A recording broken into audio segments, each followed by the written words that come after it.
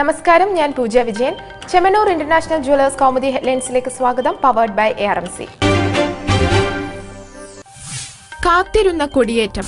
തിരഞ്ഞെടുപ്പിന് മണിമുഴക്കം. കേരളത്തിൽ വോട്ടെടുപ്പ് മെയ് 16 ഒറ്റഘട്ടമായി. മെയ് 19 വോട്ടെണ്ണൽ. നാമനിർദ്ദേശ പത്രികാ സമർപ്പണം ഏപ്രിൽ 22 മുതൽ. കേരളത്തിനൊപ്പം തമിഴ്നാട്ടിലും ഒറ്റ ദിവസത്തെ ഇലക്ഷൻ. 5 സംസ്ഥാനങ്ങളിലെ തിരഞ്ഞെടുപ്പ് തീയതികൾക്ക് പ്രഖ്യാപനം. ഇലക്ഷൻ കമ്മീഷന്റെ പ്രഖ്യാപനത്തോടെ തിരഞ്ഞെടുപ്പ് പെരുമാറ്റച്ചട്ടം പ്രാബല്യത്തിൽ. കേരളത്തിൽ നിയമസഭാ തിരഞ്ഞെടുപ്പിന് നാമനിർദ്ദേശ പത്രിക സമർപ്പിക്കാനുള്ള അവസാന ദിവസം ഏപ്രിൽ 29. 30 സൂക്ഷ്മ പരിശോധന. അസമിൽ വോട്ടെടുപ്പ് പ്രക്രിയ ഏപ്രിൽ 4 11 2 ഘട്ടമായി. പശ്ചിമ ബംഗാളിൽ പോളിംഗ് 6 ഘട്ടം. വോട്ടെടുപ്പ് ഏപ്രിൽ 4 മുതൽ മെയ് 5 വരെ 8 ദിവസങ്ങളിലായി. ആദ്യഘട്ട വോട്ടെടുപ്പ് ഏപ്രിൽ 4, 11 തീയതികളിൽ. പോണ്ടിച്ചേരിയിൽ പോളിംഗ് കേരളത്തിനൊപ്പം മെയ് 16 ഒറ്റഘട്ടം. പത്രിക നൽകുന്നതിന് 10 ദിവസം മുമ്പ് വരെ വോട്ടർ പട്ടികയിൽ പേര് ചേർക്കാം. സ്ഥാനാർത്ഥികളുടെ ചിത്രങ്ങൾ പതിച്ച വോട്ടിംഗ് യന്ത്രങ്ങളാകും ഇക്കുറി പോളിംഗ് ബൂത്തുകളിൽ. നോട്ടയ്ക്ക് പ്രത്യേക ചിഹ്നം നൽകുമെന്ന് മുഖ്യ തിരഞ്ഞെടുപ്പ് കമ്മീഷൻ നസീം സെയ്ദി. ആവേശമായി കനയ്യ.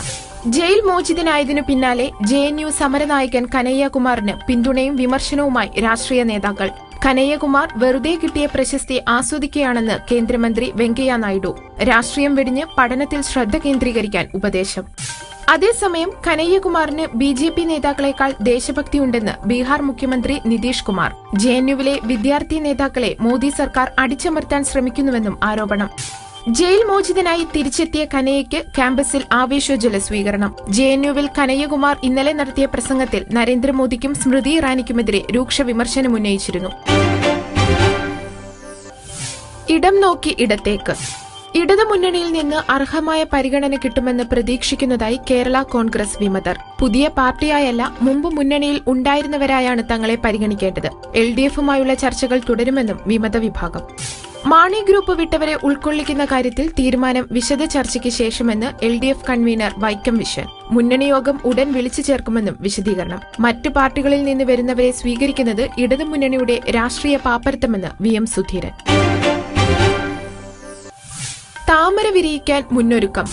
BJP സ്ഥാനാർത്ഥി പട്ടികയ്ക്ക് നാളെ അന്തിമ രൂപമായേക്കും. സീറ്റ് വിഭജനം സംബന്ധിച്ച് RSSുമായുള്ള അവസാനവട്ട ചർച്ചകളിൽ പാർട്ടി നേതൃത്വം. എന്നാൽ BDJSന് നൽകേണ്ട സീറ്റ് സംബന്ധിച്ച് നേതാക്കൾക്ക് ആശങ്ക. രാജഗോപാലിന്റെ സ്ഥാനാർത്ഥിത്വത്തിൽ ആശയക്കുഴപ്പത്തിന് പരിഹാരം. രാജഗോപാൽ ജനവിധി തേടുന്നത് നേമത്തുനിന്ന്. ഈ തിരഞ്ഞെടുപ്പിൽ സംസ്ഥാനത്തുടനീളം താമര വിരിയുമെന്ന് രാജഗോപാൽ. താൻ മത്സരിക്കാൻ തീരുമാനിച്ചത് പാർട്ടി നിർബന്ധിച്ചതുകൊണ്ടെന്നും വിശദീകരണം. പാർട്ടി സംസ്ഥാന അധ്യക്ഷൻ കുമ്മനം രാജശേഖരൻ വട്ടിയൂർക്കാവിൽ അംഗത്തിനിറങ്ങും. K സുരേന്ദ്രനോട് മഞ്ചേശ്വരത്തിന് പകരം തിരുവനന്തപുരത്ത് മത്സരിക്കാൻ പാർട്ടി നിർദ്ദേശം. V മുരളീധരൻ കഴക്കൂട്ടത്തും കൃഷ്ണദാസ് കാട്ടാക്കടയിലും MT രമേശ് ആറന്മുളയിലും ജനവിധി തേടും. ഇനി ഇന്നത്തെ സ്വർണം വെള്ളി നിരക്കുകൾ.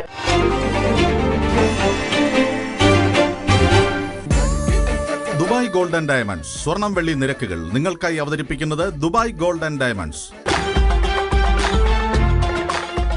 Dubai gold and diamonds, India, UAE, Oman, Bahrain.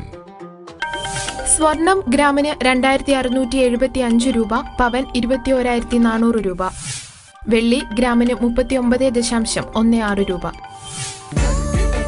Dubai gold and diamonds സ്വർണം വെള്ളി നിരക്കുകൾ നിങ്ങൾക്കായി അവതരിപ്പിച്ചത് Dubai gold and diamonds, India, UAE, Oman, Bahrain. Chemmanur international jewellers Kaumudi headlines powered by ARMC സമാപിക്കുന്നു. അടുത്ത ഹെഡ്ലൈൻസ് 1 മണിക്കൂറിന് ശേഷം. നമസ്കാരം.